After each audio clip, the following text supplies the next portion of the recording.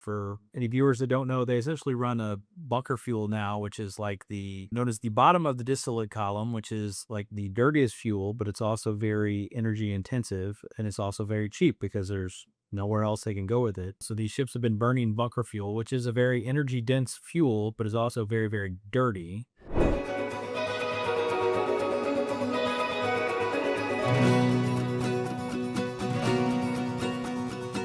Hello and welcome to Illinois Corn TV. I'm your host, Shane Gray. Today we're joined with Andrew Brandt. Andrew serves as the director of the trade policy for the United States Grain and Biofuels Council. Andrew, on a daily basis, works with the U.S. and foreign government officials to address policy issues regarding the exporting of U.S. feed grains and other products. So, Andrew, glad to have you here on the episode. It's great to be here, Shane. Happy to talk with you all for a bit. All right. Hey, a lot of farmers, when it comes to trade and talks, and we talk about the United States Grain and Biofuels Council. I myself, as a farmer, wasn't real familiar with, what the organization did or just how important of a role they played in the trade policy of our products. But a lot of farmers are probably the same way when it comes to trade policy, and they may not always see how it connects to their operation. What are some real world ways that you work and the work that you do with U.S. Grain Council impacts corn farmers here in Central Illinois? Well, thank you for that question, Shane. I love policy and I'm a bit of a policy nerd, you might say. I admit policy can be incredibly boring and generally takes a really long time to implement. Now, it's maybe not I guess I should say under the current administration, things go a lot faster than what we're used to. But generally speaking, policy is a long trench warfare type of event. But to why trade policy is important and how it impacts people. So one of my, I like to say, trade policy doesn't make the world go round. It's what decides what goes around the world. And so from an Illinois corn farmer's perspective, I grew up on a corn farm in the Midwest, one state over Missouri. But we're going to export, anywhere in a given year, 15 to 25% of our corn crop. If we don't have access to those markets, with number two yellow, we're in a commodity market, which typically has thin margins. And if we lose 20 to 25% of our demand and we just roll that over into ending stocks, the price is going to go down pretty quickly. So that is why trade is very important from, I think, the farmer's bottom line perspective. But I think there's also kind of the humanitarian piece, not that we're giving this corn away, but the United States, Illinois, Iowa, Indiana, parts of Missouri, not half of the county I'm from are, God's blessing to corn production.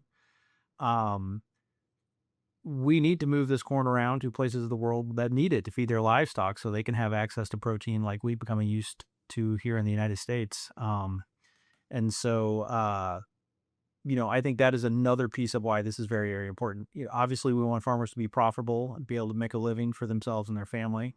But there's also just the mechanics of being able to move the grain from the Midwest, which is God's gift to corn farming, you might say, to the parts of the world that, have burgeoning livestock industries where they are trying to improve themselves and create more protein at a lower price point so more of their people can have access to that. Right now, which export markets are probably the biggest opportunities for the U.S. as far as corn markets go right now?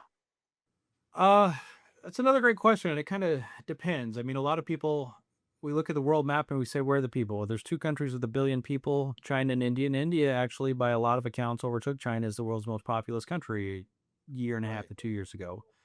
So China, we've got a strained relationship there, I'll say. And China actually they're pretty good at producing corn themselves and have kind of taken that up as one of their strategic initiatives of they want to basically no longer buy corn, not only from the United States, but basically they would prefer not to buy corn from anywhere. And so China is a complicated matter. As far as we look at the future, I think it's Southeast Asia. Southeast Asia has been the apple of Washington, D.C.'s eye for about 20, 30 years. They had the growing middle class. We went through, the TPP. We've now got Trump is negotiating the individual reciprocal trade agreements or ARTs. A lot of that is with the Southeast Asia countries because they have pretty high populations and growing middle class. I think that is kind of the immediate opportunity for a lot of potential new growth. And then longer term, I think you look to India and Africa.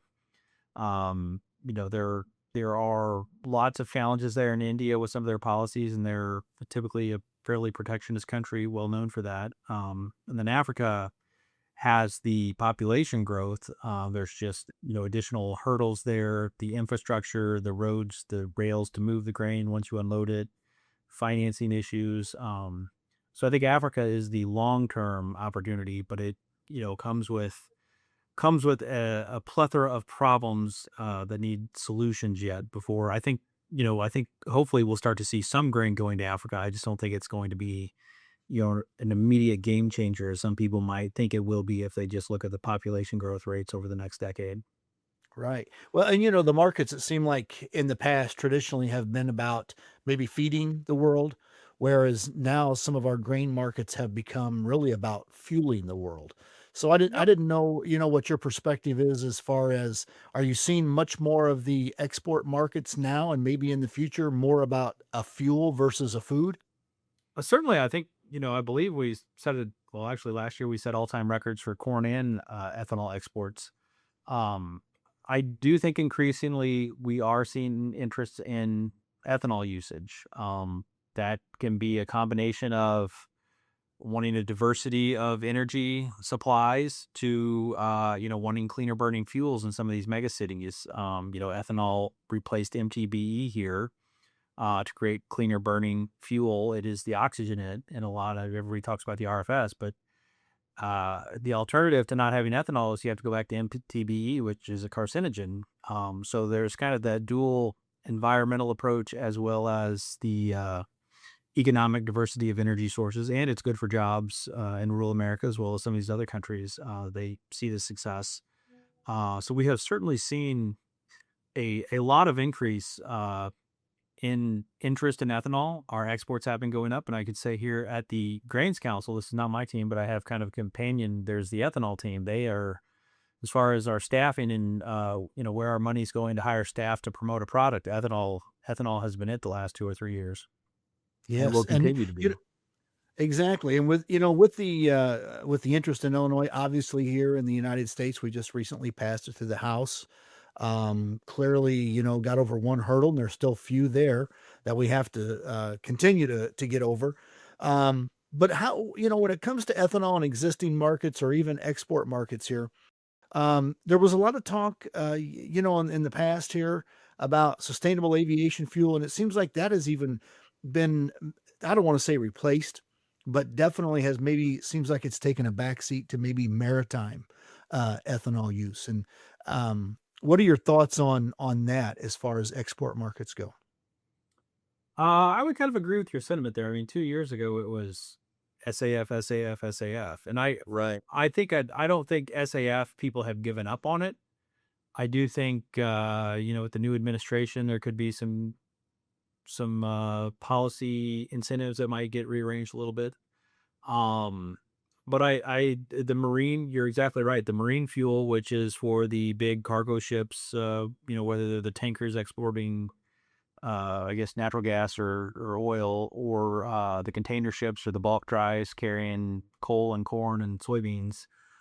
There is a significant amount of interest. For any viewers that don't know, they essentially run a bunker fuel now, which is like the known as the bottom of the distillate column, which is like the dirtiest fuel, but it's also very energy intensive, and it's also very cheap because there's nowhere else they can go with it.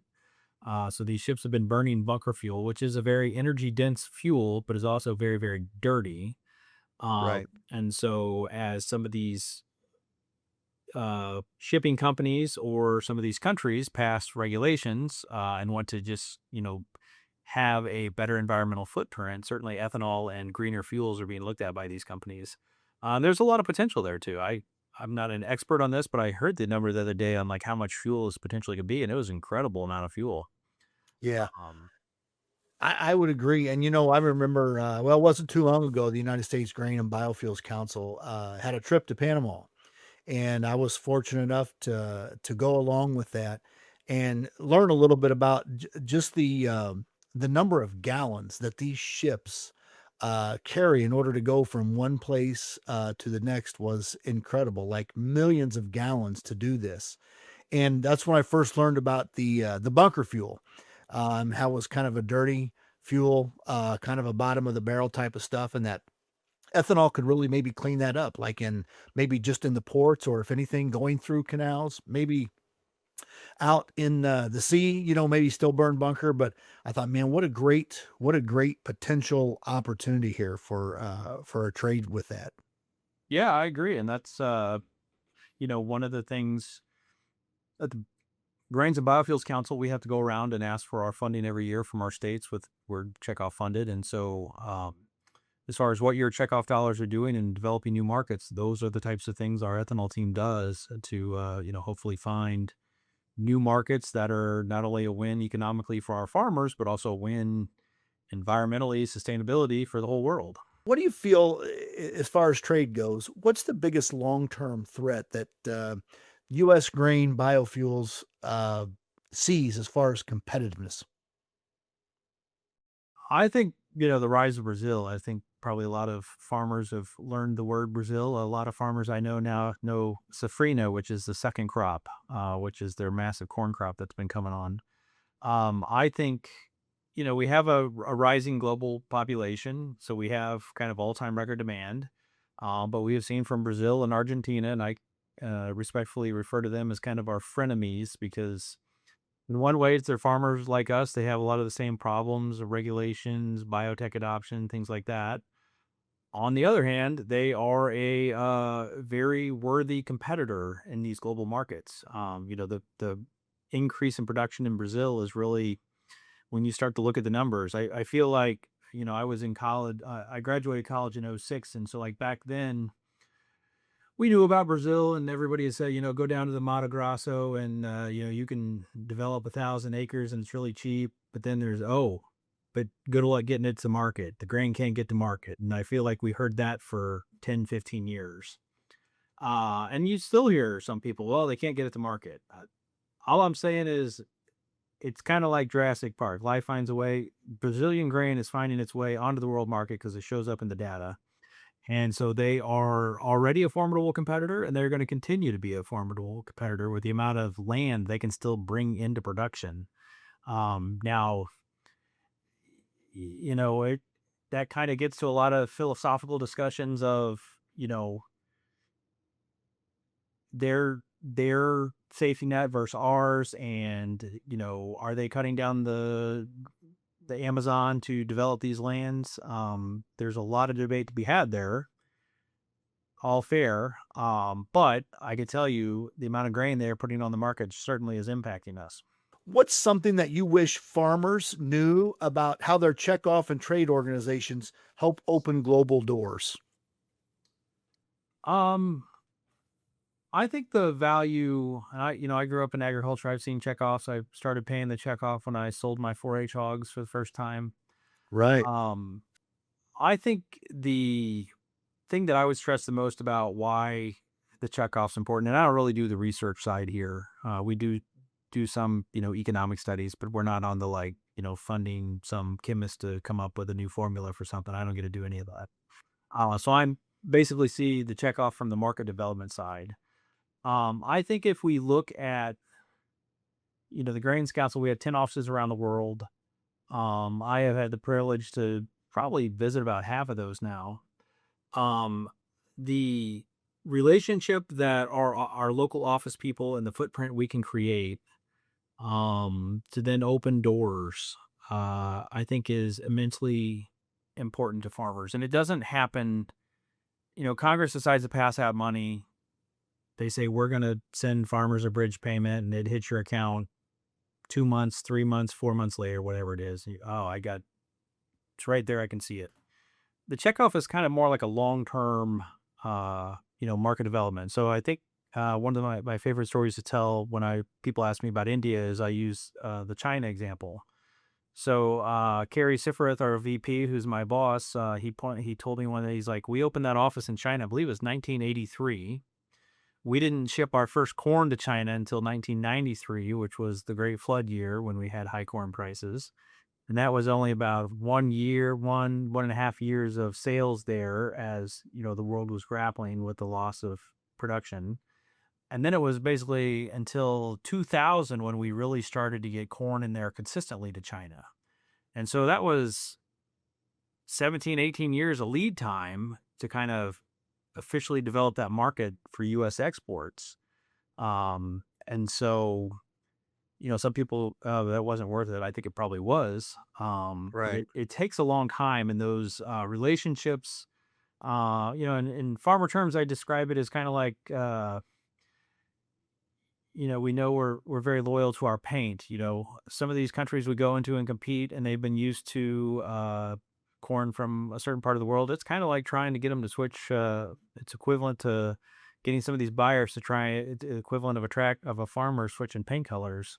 Right. It Right. takes a long time. It takes a lot of hand holding. You got to prove yourself, and then you got to deliver a product. And so, if we have one shipment that has a lot of broken BCFM, broken corn form material involved, that can, that's no different than if you buy a steak that turns out to be, rancid when you get home from the store. It's like, well, I'm not buying a steak from that store Yep. for another year or two. I'm going to try everyone else in town. So we deal with a lot of relationship building, and do a lot of, I guess you would call it, soft power type of diplomacy to maintain these relationships, which is not as exciting as, Congress sends you a check and you see the money. But it is very, very important to maintaining these markets for U.S. production long term. Not to be corny, but why did the Illinois corn stalk apply for a passport? To see the world. It heard demand was growing abroad. So there you go. That's kind of close. It's okay, right? Not bad. But anyway, that's our corny joke. And Andrew, hey, appreciate taking time out of your day to spend with us a little bit today. And again, like I said about the United States Grain Council and biofuel, keep up the good work. You guys do an excellent job out there. No problem. Well, good to be with you. Thank you for Illinois for loaning us our chairman for this year. And Yeah, absolutely. Mark's a great guy. yes, Great guy. Mark has been good, and we appreciate it. We look forward to working with you all in the future. Okay. Thank you, Andrew. Appreciate having you on. Thank you.